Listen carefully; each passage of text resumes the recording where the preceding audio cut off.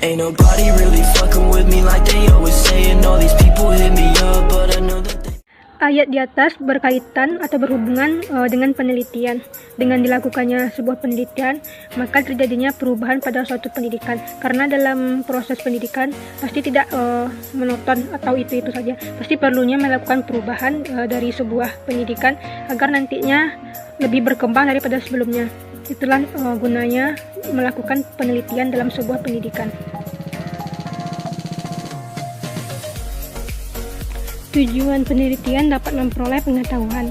Maksudnya di sini dapat dicontohkan seperti seorang siswa SMP tidak pernah mengerti akan bahan ajaran matematika yang diajarkan oleh gurunya. Dengan adanya proses penelitian, maka akan timbul pengetahuan dan alasan kenapa siswa tersebut tidak pernah mengerti akan bahan ajaran matematika yang diajarkan oleh gurunya.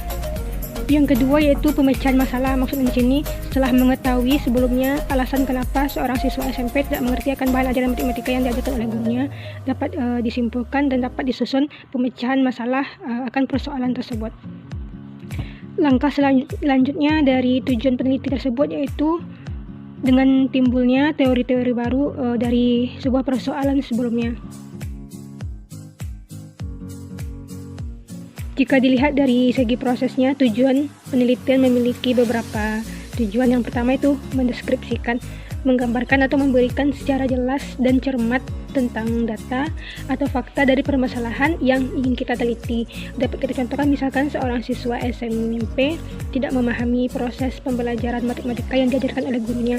Sebelumnya kita cari tahu dulu dan kita data berapa banyak siswa tersebut yang tidak memahami dan bagian mana yang tidak mereka pahami. Didata dulu dengan cermat dan dengan teliti.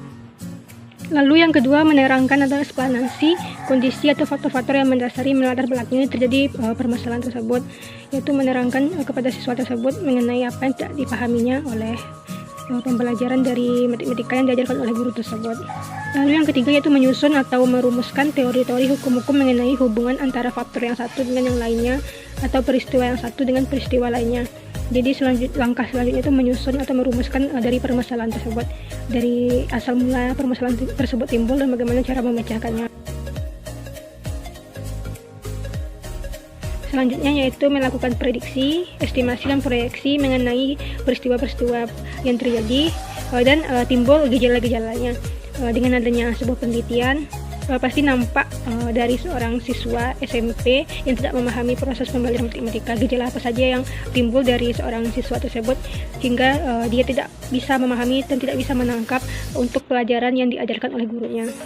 Yang selanjutnya terakhir, tujuan penelitian mengendalikan peristiwa-peristiwa atau gejala-gejala berdasarkan temuan-temuan yang telah diteliti tadi.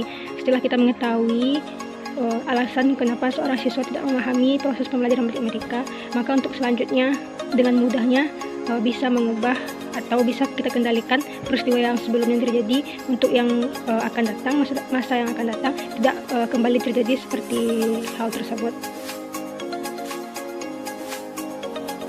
Selanjutnya yaitu tujuan penelitian secara umum. Yang pertama yaitu tujuan eksploratif, yaitu penelitian dilaksanakan untuk menemukan sesuatu ilmu pengetahuan yang baru dalam bidang tertentu.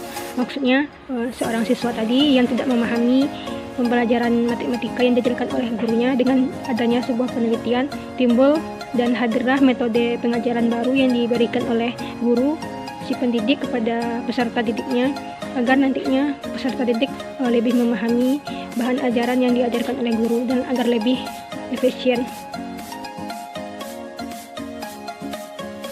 Tujuan penelitian selanjutnya yaitu tujuan verifikatif.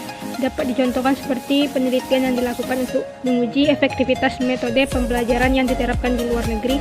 Jika diterapkan di Indonesia bagaimana, misalkan di luar negeri ditiadakan tugas rumah yang dibebankan oleh siswanya. Jika nanti diterapkan di Indonesia apakah sudah efektif apa belum. Itulah nantinya jadi proses penelitian. Lalu tujuan yang terakhir yaitu tujuan pengembangan. Penelitian dilaksanakan untuk mengembangkan sesuatu ilmu pengetahuan yang telah ada. Dengan adanya proses penelitian pada sebelum-sebelumnya dan telah mendapatkan ilmu tersebut, maka dikembangkanlah ilmu tersebut yang akan menghasilkan nantinya ilmu baru daripada yang diterapkan pada sebelumnya. Itulah proses tujuan penelitian secara umum yang terakhir.